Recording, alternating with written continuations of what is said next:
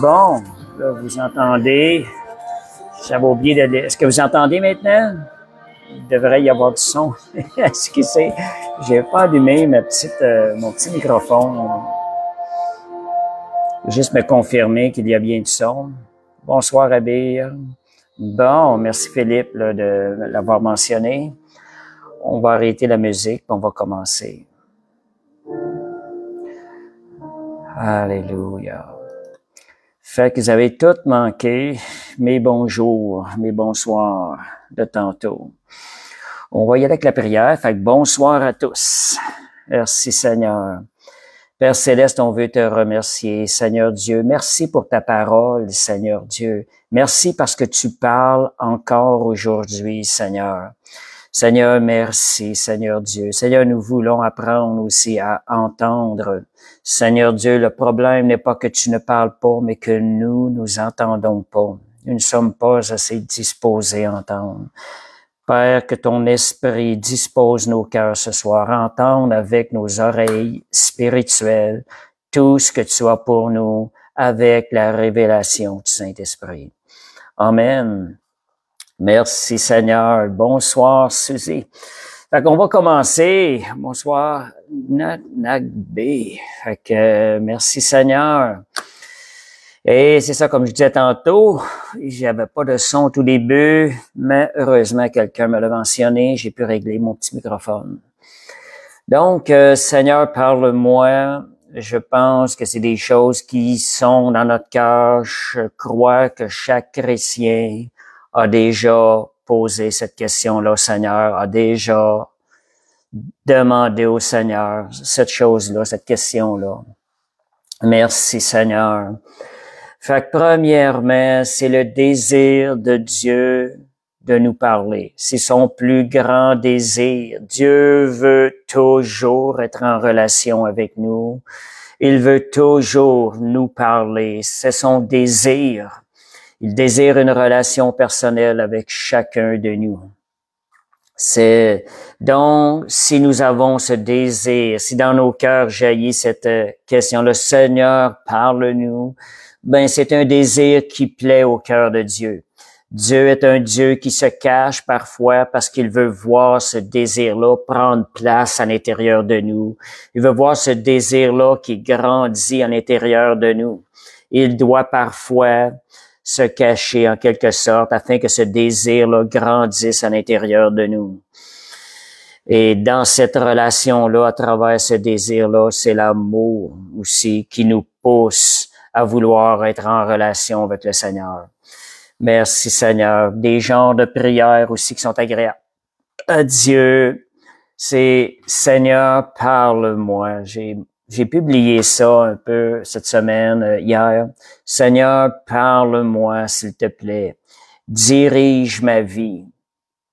Et parle-moi, Seigneur, révèle-moi ta volonté afin que je puisse accomplir pleinement tout ce que tu m'appelles à faire. Ce sont des prières. Des fois, je les mentionne. Des fois, c'est bon, des fois, de relire une prière de quelqu'un. Notre cœur se dispose. Et fait que c'est donc parle-moi, Seigneur, révèle-moi ta volonté afin que je puisse accomplir pleinement tout ce que tu m'appelles à faire. Et le psaume 143, des fois on vous mentionne de prier avec la parole de Dieu. Ce genre de prières-là, on les retrouve dans les psaumes 119 au complet. Vous voulez disposer votre cœur à la volonté de Dieu, déclarer, lisez le psaume 119 pour le Seigneur. Et le psaume 143, verset 8, le genre de désir et de prière qui plaît au cœur de Dieu, que le Seigneur aime entendre, c'est « Fais-moi dès le matin connaître la révélation de ta bonté et de ton amour qui ne faillit jamais. » Prenez note des prières par la suite. Ce sont des choses qui vont vous aider, là. Moi, ça aide, ça forme notre cœur, ça forge notre cœur, ce genre de prière-là. Et ça dit par la suite, dans le psaume 143, verset 8, ça dit « Fais-moi connaître le chemin où je dois marcher, car j'élève à toi mon âme. car je me confie en toi. C'est des choses, juste à le relâcher, notre cœur se dispose à avoir cette attitude-là. Déjà, notre cœur se dispose à entendre la voix de Dieu, le Seigneur qui nous parle. Et si je vois un peu plus profondément, est-ce que ça vous arrive parfois d'avoir ce cri qui vient comme un gémissement dans votre cœur? Seigneur, parle-moi. Ça m'est venu la semaine passée, je l'ai écrit. C'est comme ça venait du cœur. Seigneur, parle-moi. Aussi simple que ça peut être aussi profond, cette prière-là. Ça peut devenir une des plus belles prières qui vient de votre cœur. Une prière qui gémit du fond de votre cœur envers le Seigneur. Donc, on va voir aussi des versets qui nous parlent de prière, des gémissements qui viennent de notre cœur envers le Seigneur. Fait que Romains 8, 25, 27, excusez-moi, le chat qui... Romains 8, 25, 27, mais si nous espérons ce que nous ne voyons pas encore, nous attendons son plein accomplissement avec persévérance. Quand je vous disais que votre cœur gémisse envers le Seigneur, c'est d'attendre le plein accomplissement avec persévérance. Qu'est-ce qui arrive? L'Esprit de Dieu en nous vient participer à travers ces gémissements-là. Il nous emmène encore plus profond avec le Seigneur. De même aussi, l'Esprit nous vient en aide dans notre faiblesse, en nous fortifiant. L'Esprit lui-même intercède par des soupirs inexprimables qui ne peuvent s'exprimer en paroles. On a reçu l'Esprit de Dieu en nous. On a reçu la vie de Jésus. Les gémissements du cœur de Dieu, du cœur de Jésus, se font par le Saint-Esprit envers le Seigneur. Ce sont des paroles que le Seigneur entend, écoute. Et donc, laissez gémir ce sentiment-là lorsqu'il vient à l'intérieur de vous. Laissez-le, répétez-le lorsque ça vient dans votre cœur. Seigneur, je veux te parler. Seigneur, parle-moi. Le psaume 5, verset 1 à 3, on va voir aussi dans ce psaume-là, David aussi, comment est-ce qu'il pouvait crier, gémir de l'intérieur de son cœur envers le Seigneur afin d'entendre sa voix et de connaître sa volonté. Ça dit, Éternel, n'entends-tu pas mes gémissements? Et c'est psaume 5, verset 1 à 3, n'entends-tu pas mes cris qui montent vers toi? Mon roi et mon Dieu, considère chacune de mes paroles pendant que j'élève ma voix vers toi. Dès le lever du soleil, tu entends ma voix. À chaque matin, je répands chaque partie de ma vie sur l'autel en attendant que ton feu tombe sur mon cœur. Oui, ce sont des paroles qui viennent faire une œuvre à l'intérieur de nous, ce genre de prière-là. On sait que notre cœur désire, ça vient approfondir notre relation avec le Seigneur. Ça vient mettre en lumière, ça vient faire grandir lorsqu'on relâche ce désir-là. C'est ça la prière et la relation, la communion avec Dieu. On a besoin d'exprimer ces choses-là. Et pour revenir au Seigneur, parle-moi. Si vous voulez entendre sa voix, laissez ces gémissements-là de votre cœur sortir par votre bouche et laissez le Saint-Esprit aussi aller par des gémissements à l'intérieur de vous aussi. Donc, on parle de gémissements parfois les circonstances. Merci Seigneur. Quelqu'un qui a entendu la voix du Seigneur. Merci. Oui, Jésus parle encore aujourd'hui. Parfois, les circonstances dans notre vie nous emmènent dans des sentiments de désespoir. Nous devenons désespérés. Nous avons besoin d'entendre la voix de Dieu. Nous avons désespéré, nous avons besoin d'entendre le Seigneur qui vient à notre secours, qui vient répondre à nos besoins. Et à travers cela, le Seigneur devient notre seul espoir, notre seule porte de sortie. C'est dans ces moments-là que nos gémissements devant le Seigneur et que le Saint-Esprit en intérieur de nous intercède par des soupirs inexprimables. Il vient nous aider à travers tout ça. Puis je vous dirais, chérissez ces moments-là lorsque ça arrive, lorsque vous sentez que votre Jésus devient votre seul espoir, la seule réponse possible. Chérissez ces moments-là parce que c'est à travers ces moments-là que vous êtes le plus près du cœur de Dieu. C'est à travers ces moments-là que Dieu va déverser ces révélations les plus profondes qui vont marquer votre vie. Dieu regarde, Dieu désire ces choses-là et Dieu parfois nous laisse aller, être plus désespérés, justement parce qu'il veut que ça jaillisse de notre cœur. Donc, notre relation, elle est plus près de Dieu à ce moment donné-là. Et ces temps de gémissement, ce qu'elles vont faire dans notre cœur, elles vont forger notre cœur à marcher dans un abandon total à Dieu, dans une pleine obéissance. C'est une œuvre qu'il va faire. Elles vont nous emmener à s'abandonner, ne dépendre que de Dieu. Seigneur, je t'abandonne tout entre tes mains. Pas que nous les garochons, mais nous les abandonnons entre les mains du Seigneur, dans les mains du Seigneur. Ces moments aussi sont nécessaires à notre formation, puis elles vont forger en nous un cœur repentant. Pourquoi? Parfois, on va vivre des moments où on dirait que on a regardé une situation qu'on vient de vivre, puis on le regrette, Seigneur, puis on va dire des choses qui vont jaillir de notre cœur. Seigneur, pourquoi m'as-tu laissé errer si loin de toi? Et cette prière-là va générer en nous, va générer, ne permets plus jamais que je ne m'éloigne de toi.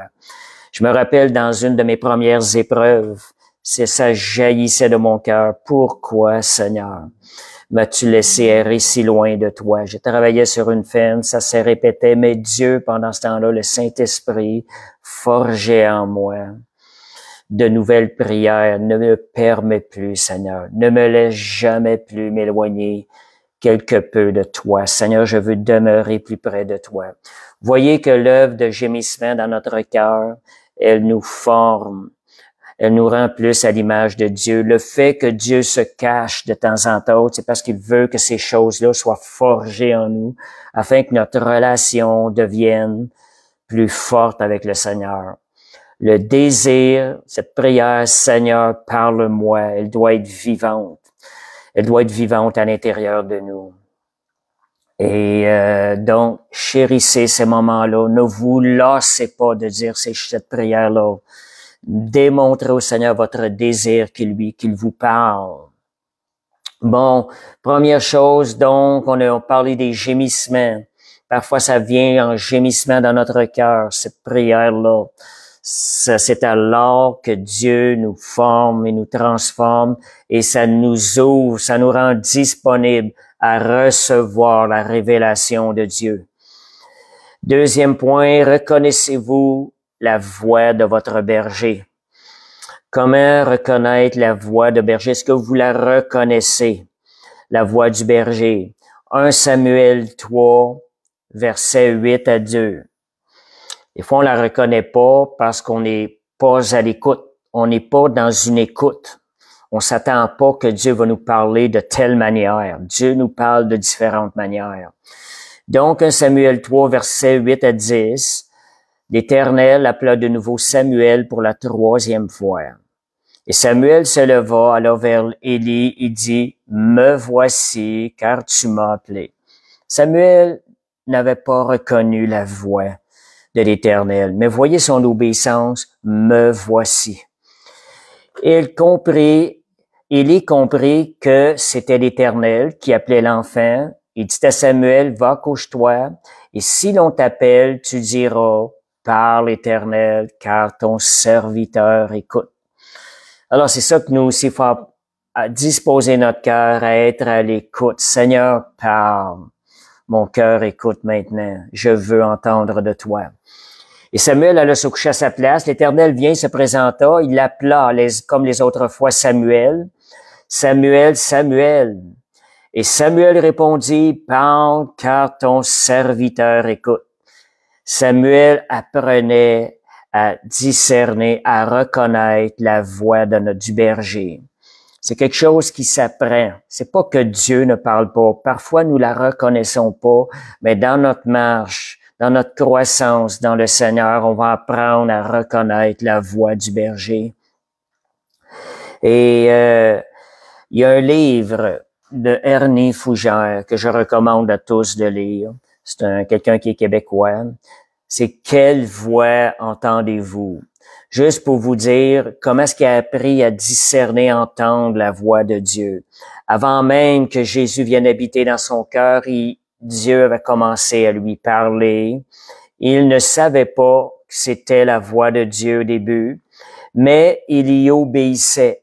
Et comment il a appris à le reconnaître? À chaque fois qu'il obéissait à cette voix, il se rendait compte que ça agissait en sa faveur et les choses arrivaient. Alors, il a appris à reconnaître la voix du berger en obéissant à cette petite voix-là intérieure. De la même manière, nous, en obéissant à la petite voix intérieure, on va devenir plus sensible à la voix du berger qui nous appelle à cette direction. L'obéissance est importante. Si on n'obéit pas à cette petite voix-là, le cœur s'endurcit en quelque sorte et ça devient plus facile. Soyez à l'écoute, demeurez dans une attitude d'obéissance. Comme Samuel, me voici. Dès que cette petite voix-là se fait entendre. Et la parole de Dieu nous rassure que mes brebis entendent ma voix et elles me connaissent. Étant les brebis du Seigneur, oui, on est appelé à entendre sa voix et en marchant dans l'obéissance, on va entendre sa voix. Donc, qu'est-ce qui peut maintenant nous empêcher d'entendre sa voix, de discerner la voix? On va voir plusieurs points qui sont un obstacle à entendre, à discerner la voix du Seigneur. Souvent, je sais, souvent dans notre cœur, on voudrait tellement que le Seigneur nous parle. On veut que ça nous parle plus que ça. Mais nous avons des obstacles à régler, des choses à retirer pour mieux entendre la voix de Dieu. On a parlé d'obéissance tantôt. Donc, qu'est-ce qui peut nous empêcher d'entendre sa voix, de discerner sa voix? Première chose, on sait dans le monde aujourd'hui, c'était pas comme ça dans le temps de Jésus, mais aujourd'hui, avec tout ce qui se passe dans ce monde, il y a tant de bruit autour de nous, tant de choses qui mènent du bruit, qui nous empêchent d'entendre la petite voix intérieure, tant de choses qui tournent, tant d'occupations autour de nous, tant de distractions. Ces choses-là viennent nous empêcher d'entendre la voix du Seigneur, parce que parfois, ça parle plus fort dans nos pensées. Alors, c'est à nous d'apprendre à baisser, de tourner nos pensées davantage vers le Seigneur, de se dissocier de ces choses du monde-là. Éloignez-vous de ce qui mène trop de bruit. Ne passez pas votre temps à écouter la télévision, les nouvelles qui passent et tout. Éloignez-vous, mettez-vous à part pour entendre la voix de Dieu. Il va y avoir moins de bruit dans vos pensées. Et prenez un temps à part. Et quand je vous dis prenez un temps à part, mettez pas de restrictions au temps que vous prenez à part. Choisissez un moment où vous allez pouvoir attendre tout le temps nécessaire pour discerner la voix de Dieu. Et parfois, isolez-vous, sortez d'une atmosphère, isolez-vous pour mieux entendre, et pour mieux écouter et entendre, reconnaître cette petite voix à l'intérieur. On l'appelle la petite voix à l'intérieur. C'est là que Dieu parle le plus fort. Tout comme Élie avait entendu le vent et la tempête, le tremblement de terre, Dieu n'était pas là. Mais il était dans le petit murmure doux. Élie avait reconnu la voix de Dieu, pas dans le bruit, mais dans le calme. Donc, Proverbe 25:2, ça dit « Dieu donne la révélation de sa parole ou de sa... » On dit parle de ce que Dieu donne la révélation dans la place secrète de sa gloire. Quand vous allez dans la présence de Dieu, vous rentrez dans sa présence et sa gloire, Dieu va parler de façon plus facilement, plus tangible. Et ça nous dit aussi dans ce verset l'honneur des rois. Un roi va être honoré, il va recevoir de l'honneur lorsqu'il va ça dit, l'honneur des rois est révélé dans comment profondément ils sondent la signification des choses de Dieu. Ça, c'est Proverbe 25, 2. Donc, plus le roi va sonder les choses de Dieu, plus il va être en mesure de recevoir de l'honneur, parce que c'est la sagesse de Dieu qu'il va manifester, il va prendre les bonnes décisions. Fait que vous voyez, c'est d'aller dans le lieu secret. Dieu nous parle aussi, deuxième chose, on a parlé qu'est-ce qui peut nous empêcher, ça c'est le bruit autour de nous, donc se mettre à part, s'isoler. Deuxième chose, Dieu nous parle aussi à travers nos frères et nos sœurs par leur expérience, parce qu'il veut nous épargner des moments difficiles à passer par l'expérience que d'autres auront faite. Ce qui peut nous empêcher des fois, c'est l'orgueil à l'intérieur de nous. On trouve ça difficile des fois que quelqu'un nous partage son expérience pour peut-être nous donner une direction dans ce qu'on est en train de vivre. C'est difficile de voir ce qui ne va pas à l'intérieur de nous. Lorsqu'on partage, nous, ce que nous avons expérimenté, en mentionnant ce point-là n'était pas réglé dans ma vie, et c'est ce qui a amené ça dans ma vie. En partageant nos expériences, on peut, en écoutant les expériences de nos frères et sœurs qu'ils nous partagent, nous pouvons nous épargner beaucoup plus de problèmes et avancer davantage dans le royaume de Dieu. Donc, sommes-nous assez humbles pour apprendre des expériences? C'est un des obstacles. Dernièrement, je parlais à un frère, puis il me disait, je comprends pas, qu'est-ce qu'il y a qui marche pas, je fais ci, je fais ça. Puis moi, ce que je voyais, j'ai partagé mon expérience, des fois, comment est-ce que des fois on est obligé de passer par là pour comprendre. Des fois, c'était telle chose qui était à l'origine de tout ça. Et, il refusait ça. Non, ça peut pas être ça. Mais je voyais des fois comment c'est difficile de reconnaître nos erreurs, des fois. De reconnaître, peut-être que ça peut être ça. De sonder notre cœur, de dire, peut-être que ça peut être ça. Je vais faire attention.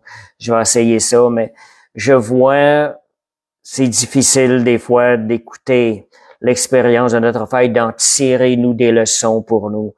Mais Dieu veut qu'on soit assez humble parce que Dieu parle à travers nos sœurs et nos frères. Puis ça, c'est un gros obstacle. Je sais qu'il faut être sage, là. On n'a pas à juger les gens, mais on peut leur partager notre expérience de ce qu'on a vécu.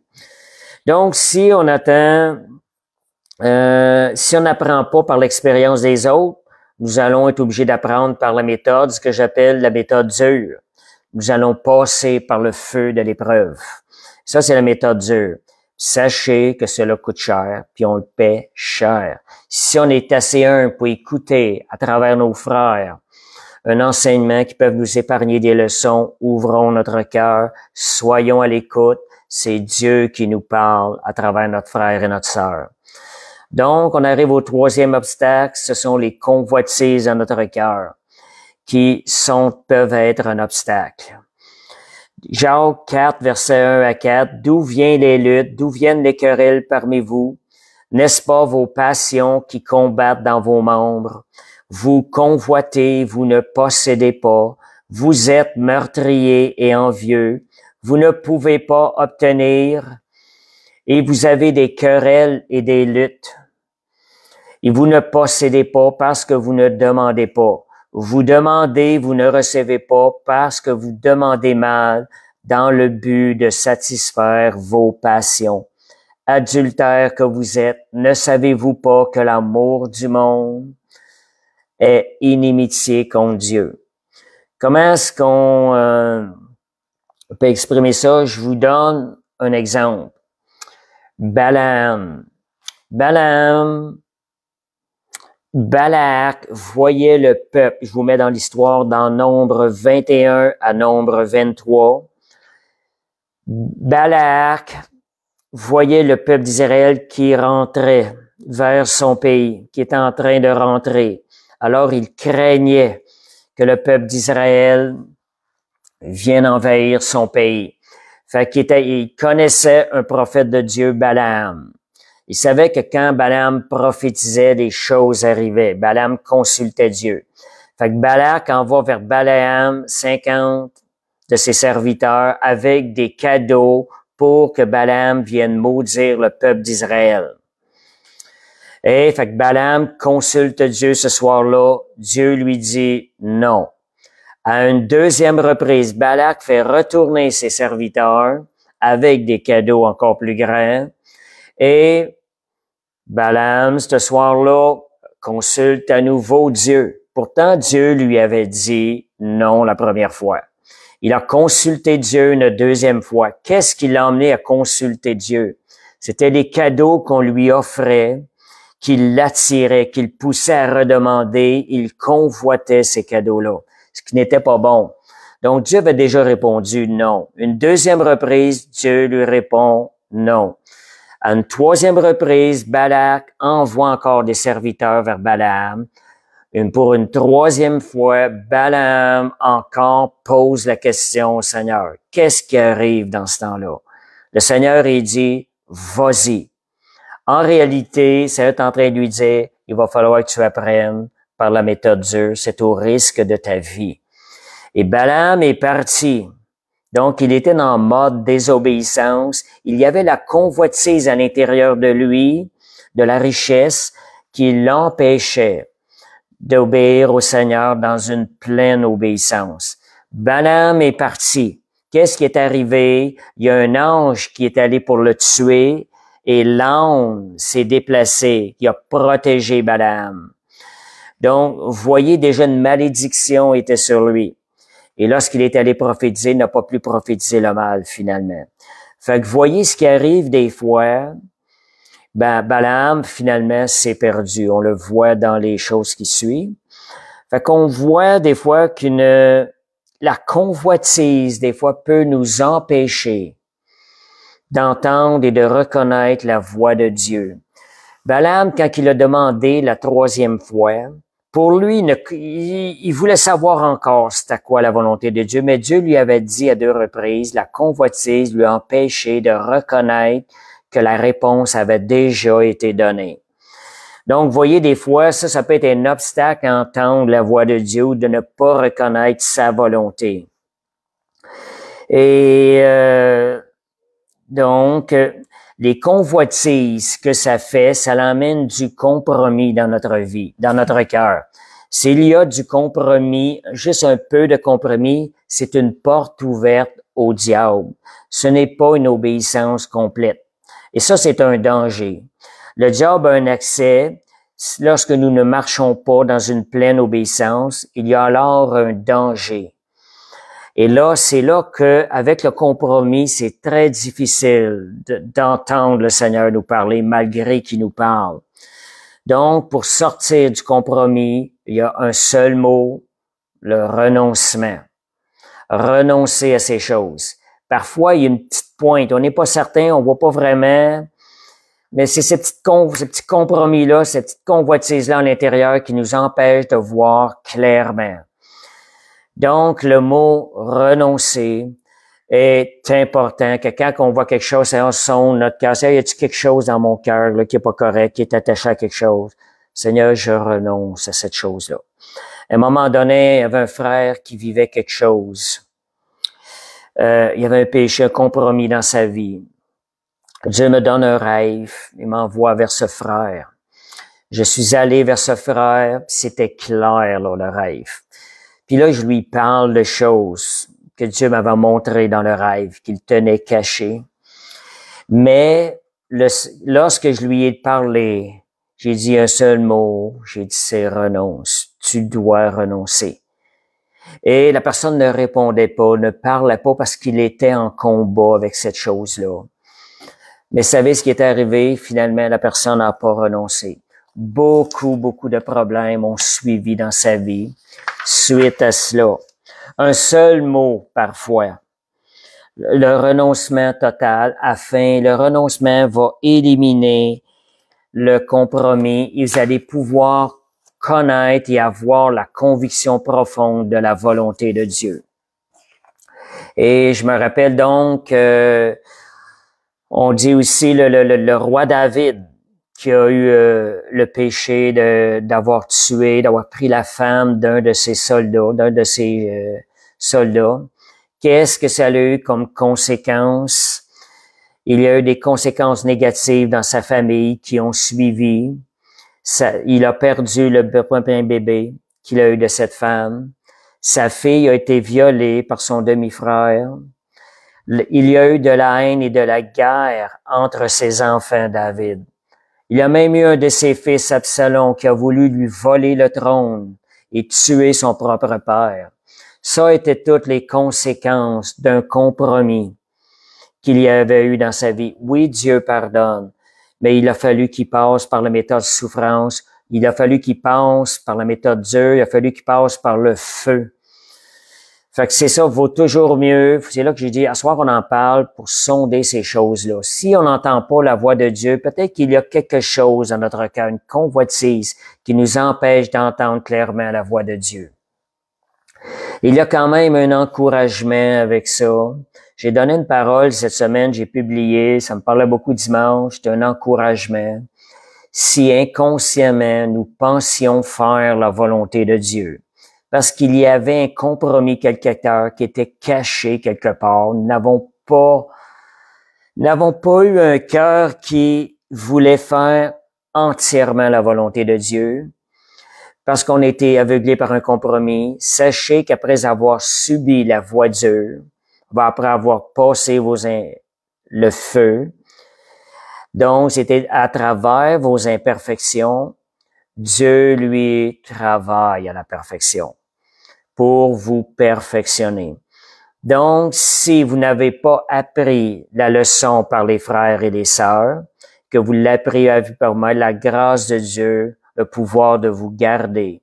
Si vous avez voulu faire la volonté de Dieu, mais il y avait un compromis qui était caché quelque part, vous n'avez pas pu assez discerner, Dieu va vous garder, mais il va vous perfectionner à travers ça. Et vous ne passerez pas 2 fois cette épreuve-là. Donc, un autre point, ce qui est important, il est important d'avoir une vie pure devant le Seigneur, pas que le péché vienne entacher notre vision du Seigneur, parce que le péché élève un mur entre nous et Dieu. Et là, il y a un mur, et là, nous recevons plus la bénédiction de Dieu, parce que ce mur-là devient un obstacle pour recevoir la réponse de Dieu. Donc, ayons une vie pure, sortons le péché de notre vie. S'il y en a, sondons nos cœurs. Seigneur, y a-t-il quelque chose qui m'empêche d'entendre ta voix? Y a-t-il quelque chose qui m'empêche de reconnaître ta volonté, Seigneur? Je vais voir Ésaïe 6, versets 5 à 7. Ça dit, malheur à moi, car je suis perdu, car je suis un homme dont les lèvres sont impures. Dans l'Ancien Testament, le sacrifice de Jésus n'avait pas eu lieu. Donc, les lèvres de l'homme étaient impures, il ne pouvait aller dans la présence de Dieu. Donc, il dit, j'habite au milieu d'un peuple dont les lèvres sont impures et mes yeux ont vu le roi, l'Éternel des armées. Donc, il pensait mourir. Je suis perdu. Mais l'un des séraphins, la grâce de Dieu est venue. Il vola vers lui, tenant à la main une pierre ardente qu'il avait prise sur l'autel avec des pincettes. Il en toucha la bouche et il dit, ceci a touché tes lèvres, ton iniquité est enlevée et ton péché est expié. Qu'est-ce qui est arrivé après qu'il a été rendu pur? Isaïe 6:8, j'entendis la voix du Seigneur. Il a pu entendre la voix, l'appel du Seigneur qui lui a dit, qui enverrai-je et qui marchera pour moi? Alors, Isaïe a pu répondre, me voici, envoie-moi. Voyez, des fois, c'est que l'importance d'avoir un cœur pur devant le Seigneur afin qu'on puisse aller dans la présence de Dieu et entendre la voix de Dieu. Et on ne peut pas répondre à l'appel de Dieu si on n'entend pas l'appel de Dieu. Pour y répondre, il faut premièrement être capable d'entendre sa voix. Donc, un autre point, un autre obstacle, c'est le manque de pardon. Je pense que la plupart du monde savent ça. Si vous ne pardonnez pas vos hommes, votre Père ne vous pardonnera pas non plus. Ça veut dire qu'il va y avoir une dette qui reste sur notre vie si on ne pardonne pas. Ayant une dette, parfois, ça peut être un obstacle à ce que reconnaisse la volonté de Dieu dans notre vie. On aura beau dire, parle-moi, Seigneur, mais c'est à nous d'aller sonder s'il n'y a pas un obstacle entre nous et Dieu, s'il n'y a pas un mur qui est élevé. Donc, un autre point, ça peut être l'opposition dans le monde spirituel, qui peut être un obstacle. Il y a un monde spirituel autour de nous qui veut nous détruire, Satan et ses démons. Donc, ça peut être une opposition. Prenez opposition dans ce temps-là. Prenez autorité contre les puissances de ténèbres. Que ce soit contre, des fois, ça peut être des liens, des fois générationnels. On sait qu'en venant au Seigneur, les liens sont supposés être coupés, mais des fois, il en reste. Prenez autorité, brisez tout ce qui peut avoir des liens émotionnels, générationnels ou quoi que ce soit. Prenez autorité avec le nom de Jésus. On a reçu cette autorité-là. Le verset Éphésiens 6, verset 10 à 12, ça dit 6 à 12, 10 à 12, Éphésiens 6, verset 10 à 12. Fortifiez-vous dans le Seigneur par sa force toute puissante. Revêtez-vous de toutes les armes de Dieu afin de pouvoir tenir ferme contre les ruses du diable. Et c'est là ce qui suit qui est important. Nous n'avons pas à lutter contre la chair et le sang, mais contre les dominations, contre les autorités, contre les princes de ce monde de ténèbres, contre les esprits méchants dans les lieux célestes. Si nous passons une situation difficile des fois, avec des personnes autour de nous, si on est en train de combattre dans la chair, ça devient un obstacle pour qu'on n'entende pas la voix de Dieu. Alors prenez position contre les puissances de ténèbres afin que vous receviez la réponse de Dieu. On sait que Daniel a attendu 21 jours dans le jeûne et la prière avant qu'il reçoive que le message de Dieu lui soit livré. Il y avait une autorité spirituelle qui empêchait l'ange Gabriel de livrer le message à Daniel. Donc, l'opposition dans le monde spirituel, un autre obstacle. OK, ça c'était pour les obstacles. On va passer comment reconnaître l'appel de Dieu dans notre vie. Je pense que tous, on a eu affaire à des moments donnés, on veut servir le Seigneur. C'est quoi que tu m'appelles? C'est quoi tu veux que je fasse? Quel est le but? Pourquoi j'ai été laissé ici? Qu'est-ce que tu veux? Comment je peux te servir dans l'appel que tu as pour moi? Et pour répondre à l'appel, ce que je disais tantôt, il nous faut entendre sa voix, premièrement. Si on règle les obstacles, on va commencer à entendre et reconnaître l'appel de Dieu. Le fait qu'on entend l'appel ne veut pas nécessairement dire que ça rentre, ça se fait tout de suite comme ça. Et la Bible dit, il y a beaucoup d'appelés, peu d'élus. Pourquoi que la Bible dit ça? Ceux qui sont sincères dans leur recherche, ceux qui le cherchent de tout leur cœur. Eux autres, ceux qui sont là, ils vont pouvoir répondre à l'appel de Dieu. Donc, c'est pas tout le monde qui devienne élu. Beaucoup sont appelés, Dieu va choisir celui qui dispose son cœur. Celui qui se prépare, Dieu va aller le chercher. Et on a vu Moïse, Ésaïe, Saül, Saul. Saul a eu quand il a rencontré le Seigneur, il y a eu la repentance. Ésaïe, on a vu ça tantôt, il y a une purification qui était nécessaire. Moïse aussi, ça dit le lieu sur lequel tu te tiens est saint, enlève tes souliers devant le buisson ardent. Donc, répondre à l'appel de Dieu, c'est pas dire oui simplement avec notre bouche ou avec notre parole, mais c'est de s'engager dans cet appel avec tout ce que ça demande. Être conscient de ce qu'un appel demande. Ça peut demander des temps de jeûne, des temps de prière, des temps de mise à part, des temps de sanctification, la sainteté. C'est des choses, lorsqu'on répond oui à l'appel, on s'engage à rentrer dans ces choses-là qui peuvent être nécessaires. Puis aussi, c'est d'apprendre aussi à avoir comme meilleur ami Jésus. Jésus, qui est invisible, doit devenir notre meilleur ami. Puis ça, on a de la misère avec ça. Nous, le meilleur ami, souvent, c'est quelqu'un qui est visible. Des fois, on n'entend pas ça, on va parler à quelqu'un. Oui, ça fait du bien, mais Jésus doit devenir notre meilleur ami. Il y a un homme de Dieu qui, à un moment donné, avait été invité à souper quelque part.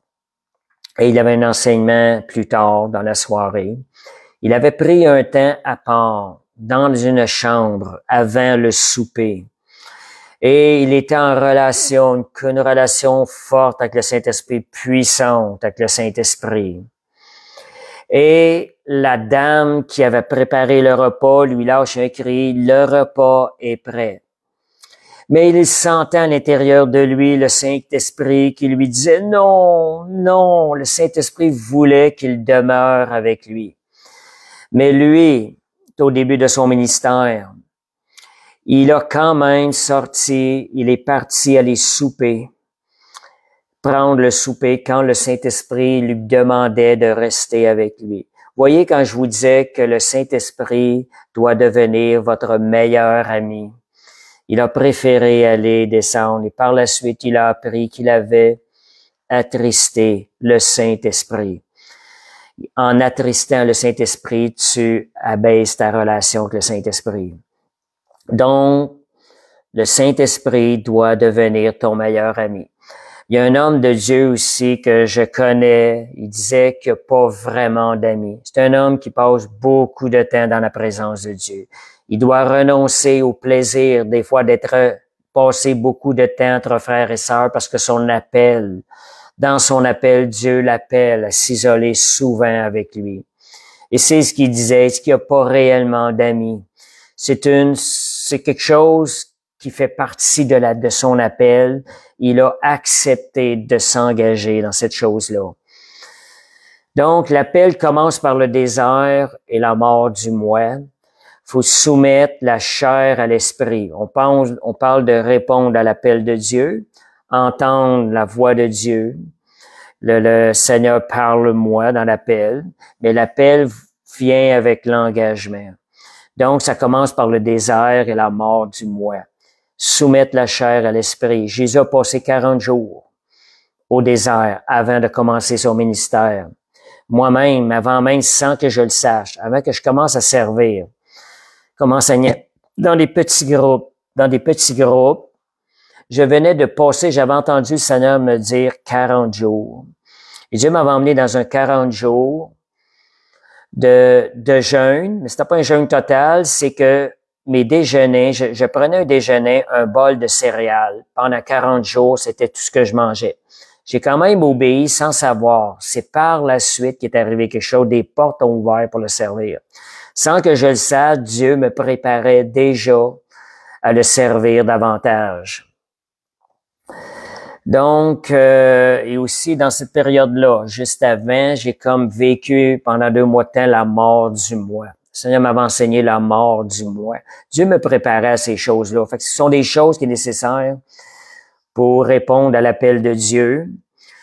Donc, avez-vous accepté les sacrifices qui viennent avec l'appel? Merci Seigneur. Donc, il y a aussi un degré de discipline qui est différent dépendant de l'appel, qui vient aussi avec le ministère. Il faut apprendre à être docile entre les mains de Dieu.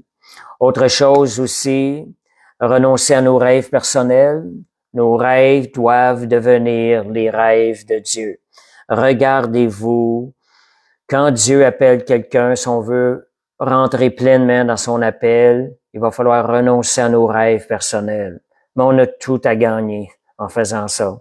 Les rêves de Dieu, comme Lisa nous dit souvent, ils sont plus grands que nos rêves. Merci Seigneur de cette parole. Donc, il faut apprendre à marcher selon le cœur de Dieu et non selon le cœur de l'homme. Donc, c'est un engagement 100%, le ministère, l'appel de Dieu. Engagez-vous quand vous avez reconnu votre appel, engagez-vous à 100% dans l'appel, au temps de Dieu. Et c'est non plus ma volonté, mais celle de Dieu que nous devons chercher, que nous devons désirer. Puis ça devient une place de joie, de paix, une place de sécurité, de sûreté, lorsqu'on apprend à désirer 100% sa volonté. OK, Satan ne peut pas, on parle de Seigneur parle-moi. Sachez que Satan ne peut pas parler dans votre esprit. Ça, c'est un petit détail. Soyez reconnaissants. Satan, il peut pas parler dans votre esprit. Mais il peut parler de l'extérieur. Car il n'est pas en nous. Ça, c'est une différence. Discerner la voix quand c'est le Père ou Jésus qui nous parle ou le Saint-Esprit. Il a une manière de savoir. Il parle de l'intérieur de nous. C'est cette petite voix-là à l'intérieur. Le diable peut pas parler de cette manière-là. Donc aussi, Dieu peut parler à travers la prophétie. La prophétie devrait généralement venir confirmer ce que vous avez déjà commencé à entendre de Dieu. Celle vient pour confirmer, la prophétie vient pour confirmer la petite voix intérieure. On dit, Seigneur, parle-moi. Dieu peut aussi parler par des rêves. Ça nous dit dans Job, pendant que nous sommes sur la couche, Dieu nous parle. Ça dit même que personne n'y prend garde. Donc, Dieu nous exhorte à être à l'écoute aussi de partout ce qu'il peut nous parler. On peut s'écouter, Seigneur, parle-moi ce soir pendant que je dors. Seigneur, je veux avoir une oreille à l'écoute. Parle, ton serviteur écoute. Donc, autre chose, d'attendre le temps de Dieu pour répondre à l'appel. Je vous parle de ça aussi, Seigneur, parle-moi, parce que l'appel, c'est beaucoup rattaché de près à ça. Ce que je remarque, l'appel, beaucoup de gens rentrent trop vite dans l'appel. Entendre l'appel de Dieu est une chose, et quand rentrer dans l'appel, c'est une autre chose. Il me semble voir beaucoup de gens, dès qu'ils entendent, ils reconnaissent l'appel de Dieu, ils se garochent dedans tout de suite, sans attendre que le Seigneur dise c'est le moment. Et je vois que ça l'amène beaucoup, ça génère beaucoup de problèmes dans la vie de la personne. Le chemin est beaucoup plus difficile. Oui, la personne va rentrer dans son appel. Elle va finir par rentrer dans son appel. Mais elle va rentrer d'une manière qui est très difficile. Je donne des exemples, des gens qui arrêtent, dès qu'ils reconnaissent l'appel de Dieu, ils arrêtent tout dans leur vie et garochent pleinement dans l'appel. Et là, les problèmes arrivent. Les problèmes, tout arrive. C'est pas quelque chose. Il faut entendre le Seigneur, oui, j'ai reconnu l'appel, maintenant, quand? Quand, Seigneur, me donnes-tu le go? Dans mon cas, ça n'a pas été tout à fait de même parce que j'ai résisté 6 mois de temps, mais ça a permis au Seigneur de raffermir. C'est dans ces 6 mois-là que Dieu m'a beaucoup parlé. Parce que je voulais pas, la première fois qu'on m'avait demandé quelque chose, je pensais que c'était une attaque du diable. Comme si le diable me dirait, regarde, tu vas te planter en servant Dieu. Je voulais tellement être certain que c'était le Seigneur que j'ai comme attendu longtemps, mais tranquillement, j'obéissais quand même dans ce qu'on me demandait. Donc, attendre le temps de Dieu pour répondre à l'appel. Et ça demande, vous savez, pour attendre, quand vous connaissez votre appel, ça demande la foi, la confiance et l'abandon à Dieu. Comme quoi que c'est lui qui va prendre votre vie en charge, que vous faire rentrer. Que merci Seigneur. Moi, je disais, j'ai connu des personnes, j'ai vu des gens autour de moi qui se sont justement étant venus. Ils ont fini. Ça, c'est sûr qu'ils vont finir par rentrer dans l'appel, c'est certain. Donc, dernière chose, avancer par la foi, en obéissance à sa parole. Dernière des choses, Dieu parle parfois par sa parole. Parfois, il va nous falloir faire le pas de foi. Pierre, lorsqu'il a sorti du bateau, il avait entendu la voix du Seigneur. Il a fait un pas de foi. Il a pu marcher dans le surnaturel. Nous, il va falloir aussi, parfois, des fois, ça peut être juste par la parole de Dieu, une parole convaincante à l'intérieur et par l'obéissance à sa parole, il va nous falloir faire un pas de foi. Puis, il y a une parole que j'aime bien avec ça. Ésaïe 30, 21. Ça dit, tes oreilles entendront derrière toi la voix qui dira, voici le chemin, marchez-y. Fait que voyez, parfois, en obéissant à la parole, c'est là, pendant qu'on est en train de marcher, qu'on a fait des pas de foi, et c'est là qu'on entend la voix du Seigneur qui confirme qu'on est en train de marcher dans le chemin qui est tracé pour nous. Fait que nous devons aussi, puis je vous encourage à chercher la voix de Dieu. J'avais déjà donné le témoignage, quand Seigneur, parle-moi, Dieu aime ce genre de prière, Dieu adore cette prière-là. Quand vous voulez connaître la volonté de Dieu, plus vous voulez être certain, plus cela est agréable à Dieu. c'est pas un manque de foi de demander au Seigneur, Seigneur, parle-moi. On veut approfondir notre relation. Je raconte parce qu'on en parle ce soir. Parle-moi quand j'ai voulu aller en Israël la dernière fois. Je me posais des questions. Seigneur, c'est quoi ta volonté? C'est ce que tu veux? Et à un moment donné, en parlant avec un de mes amis, j'ai dit, laisse-moi une nuit. Je vais laisser le temps au Seigneur de me parler, voir qu'est-ce qu'il va me dire. Le lendemain, je suis réveillé avec une conviction ferme à l'intérieur de moi. Voyez, des fois, que lorsqu'on laisse, on permet au Seigneur, on attend, on permet au Seigneur de nous parler, Dieu fortifie, nous donne une conviction. La conviction qu'il m'avait donnée pour aller à Jérusalem, c'était cet endroit. J'ai beaucoup de gens qui vont à cet endroit pour me rencontrer. J'ai besoin de personnes sur place qui leur parlent de moi. C'était clair comme parole. Voyez ce que ça a donné, le fait que j'ai laissé, j'ai permis, donné du temps au Seigneur de me parler. J'ai attendu dans la foi parce que je voulais marcher dans ses voies. Cela m'a permis d'avoir une ferme conviction. Et quand tu pars avec une ferme conviction parce que Dieu t'a parlé, ton service est beaucoup plus efficace. Tu n'as plus le combat du doute pendant que tu es sur place. C'est ce qui m'est arrivé la dernière fois. Fait que prenez le temps, faites confiance au Seigneur, prenez le temps des fois de donner du temps au Seigneur de vous parler dans la foi. Ça prend la foi parfois pour attendre la réponse de Dieu. Laissez le temps au Seigneur de confirmer son appel sur nos vies. Merci Seigneur. Donc, c'était l'étude de ce soir. Et puis, comme je vous disais tantôt, écrivez des choses, voyez des belles prières, écrivez-les. Écrivez, comme je vous parlais, le psaume 119, des prières qui ont été mentionnées au début. Laissez-les jaillir dans votre cœur, elles vont produire du fruit dans votre vie. Et vous allez apprendre à entendre encore, à discerner la voix du berger, à le reconnaître davantage dans votre vie, ce qui va vous permettre de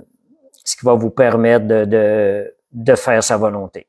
Merci Seigneur, on va terminer la réunion. Père Céleste, on te remercie pour le privilège de ta parole, Seigneur Dieu, la richesse, la grandeur et la puissance qu'il y a dans ta parole, Seigneur, la bénédiction qu'il y a dans ta parole.